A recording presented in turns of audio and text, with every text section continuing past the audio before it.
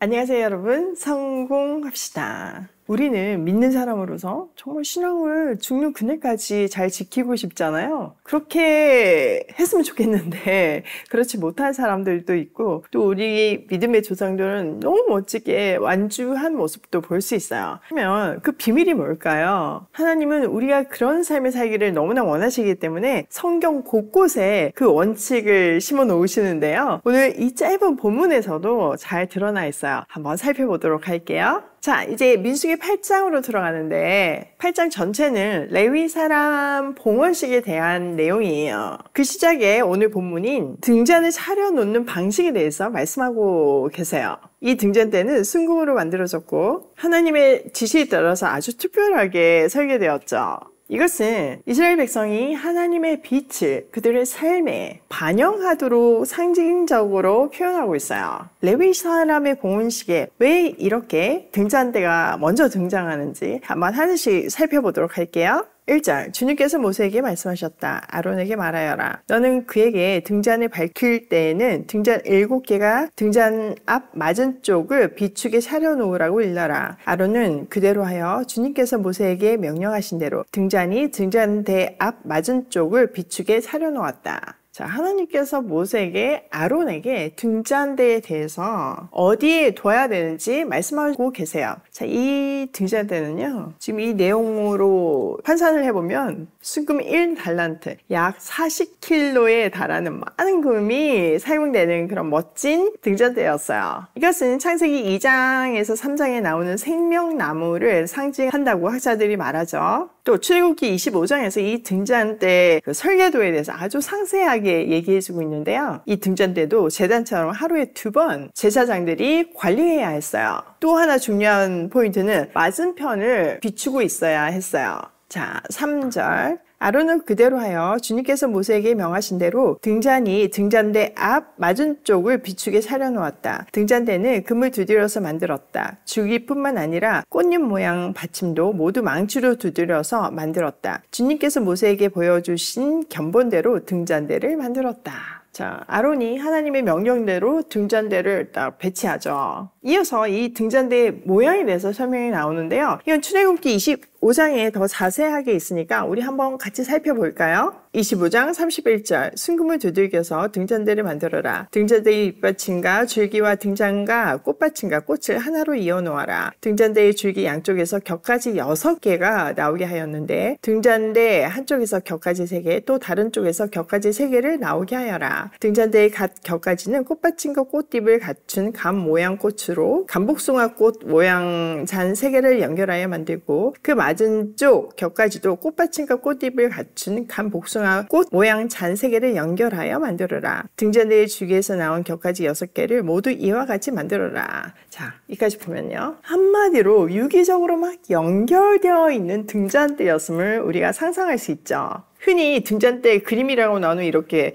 3개 있는 그런 모양 아니었어요. 오히려 식물에 더 가까운 모양이었죠. 자, 이곳에서 켜진 불은 꺼지면 안 되었어요. 이 등잔대가 성막 안에 있잖아요. 한번 상상을 해보세요. 성막은 진짜 겹겹이 이게 천막으로 되어 있어가지고 그 안은 깜깜해요. 그 안을 비춘 유일한 빛이 바로 이 등잔대죠. 성막 안에서 등잔대의 불이 꺼지지 않듯이 하나님이 이스라엘 백성을 영원히 지키시고 보호하시는 것을 상징적으로 보여주는 것이에요. 또한 이 의미를요, 스가랴서 4장에서 우리가 분명하게 또 볼 수 있는데요. 한번 볼게요. 그가 나에게 무엇을 보느냐고 묻기에 내가 대답하였다. 순금으로 만든 등잔대를 봅니다. 등잔대 꼭대기에는 기름을 담는 그릇이 있고 그 그릇 가장자리에는 7대롱에 연결된 등잔 7개가 놓여 있습니다. 천사가 나타나서 스가랴에게 무엇이 보냐고 얘기했을 때 이 등잔대와 그 밑에 쭉 읽어보면 그 양옆으로 올리브 나무가 있다고 얘기해요. 그래서 천사가 묻죠. 이거 뭔지 알겠냐? 모른다고 대답하거든요.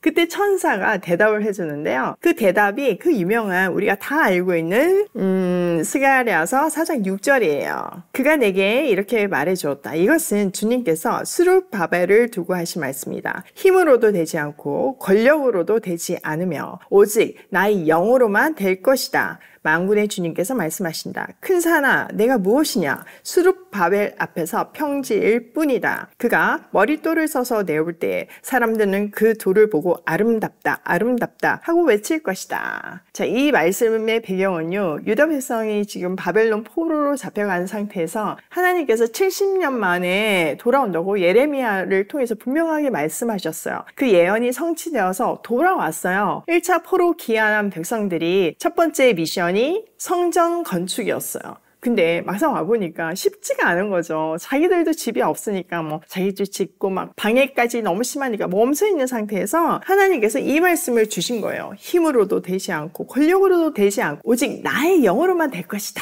큰 산, 아무리 큰 장애가 있더라도 그 평지가 될 것이라고 얘기하는 거예요. 그러니까 이 등잔대는요, 하나님의 능력, 성령을 상징하고 하나님의 임재를 상징한다는 것을 알 수 있어요. 또 이 등잔대의 위치가 굉장히 중요한데요. 어디 있어요? 출애굽기 25장에 보면요, 성막 남쪽에 세워져 있거든요. 그리고 바로 앞을 비추게 되어 있는데 그 바로 앞에 있는 것이 바로 떡상이에요. 그러니까 촛대의 가장 기본적인 역할은 떡상에 항상 빛이 있게 하는 것이죠. 자, 이 떡상은 뭘 상징하나요? 네, 맞아요. 말씀이에요. 사람이 떡으로만 살지 않고 하나님의 말씀으로 산다는 거, 그 떡상이 얘기해주고 있잖아요. 즉 등잔대와 떡상은 자기 백성에게 항상 생명의 빛과 빵을 주시는 하나님의 은혜를 상징한다고 볼 수 있어요. 즉 성령의 조명하심이 없으면 말씀이 절대로 깨달을 수 없다는 것을 말해주고 있어요. 신약에 보면 예수님이 빛으로 오셨다고 하잖아요. 그렇기 때문에 요한계시록 1장에 등장하는 7 촛대가 상징하는 것이 7 교회잖아요. 그러니까 이 촛대는 교회된 우리를 상징한다고 볼 수 있어요. 우리가 하나님의 빛 가운데서 그 빛을 반사해내는 삶을 살아야 한다고 말해주고 있는 거죠. 자, 오늘 내용을 우리 삶에 한번 적용을 해보면 첫 번째, 하나님의 빛을 반사하는 삶을 살자. 세상에 빛으로 오신 예수님처럼 하나님의 임재 안에서 그 빛을 반사하는 삶을 살기로 해요. 지금 우리 오일 패밀리 사역이 진짜 그 빛을 반사하는 거잖아요. 한 가지 소식 더 전해드리면요, 우리 조카들 중에서 지금 4명이 싱가포르로 여행 가요. 아이들이 보면 굉장히 자기의 한계를 못 넘어서더라고요. 너무 안타까웠어요. 근데 너무 공감이 되는 이야기잖아요. 내가 이런 꿈을 꾼들 이게 내 인생에 펼쳐지겠어? 내가 지금 이렇게 특별히 다른 인생을 살고 있는데 내 부모조차도 나를 버렸는데 나는 보육원 아이라는 딱지가 있는데 나 과연 할 수 있어? 나 아무것도 없으니까 그냥 포기하자 이러는 거죠. 그런 아이들 인생에 짜잔 이모들을 보내셨잖아요. 이 이모들의 역할이 뭐예요? 우주 만물을 창조하신 분이 너희들의 아버지다. 아버지가 전능하시니 너희는 뭐든지 할 수 있다. 이거잖아요. 그 크신 하나님을 경험했으면 좋겠더라고요. 그러려면 일단 부딪혀봐야 되잖아요. 아무리 설명해도 안 되잖아요. 그래서 생각한 것이 해외여행이에요. 지금 내 상황에서 해외여행은 꿈 같은 일이지만 그 꿈 같은 일을 현실이 되게 하시는 하나님이 너의 꿈을 반드시 이룰 것이다. 그 메시지가 이 여행 속에 들어있는 거죠. 너무 감사하게도 제가 이런 얘기들을 계속 나눴잖아요. 그랬더니 싱가포르에 계신 우리 오일 패밀리가 기꺼이 이걸 섬겨주신다고 해서 그 아이들을 보낼 수 있게 되었어요. 근데 이 4명의 남자 청년이요, 다 극 아이예요. MBTI 아이 내성적인 거 아시죠?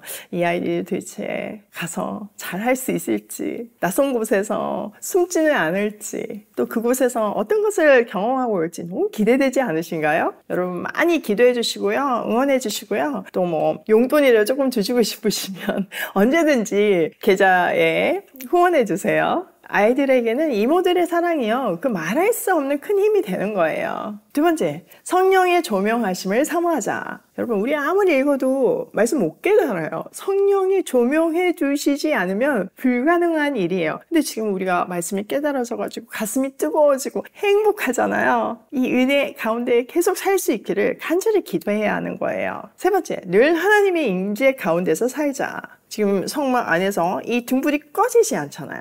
그냥 내버려 두면 켜져 있나요? 그렇지 않아요. 제사장들이 관리했어요. 당번을 정해서 관리했어요. 우리 신앙도 마찬가지예요. 관리하지 않으면요, 유지될 수 없어요. 뭘로? 말씀과 기도로 매일 새롭게 관리하고 잘 유지될 수 있도록 아무리 아파도 아무리 피곤해도 어떤 상황 속에서도 말씀 앞에 있어야 하는 거예요. 오늘 나의 하루가 하나님을 반사해내는 그런 멋진 날이 되길 소원하며 고고싱해요.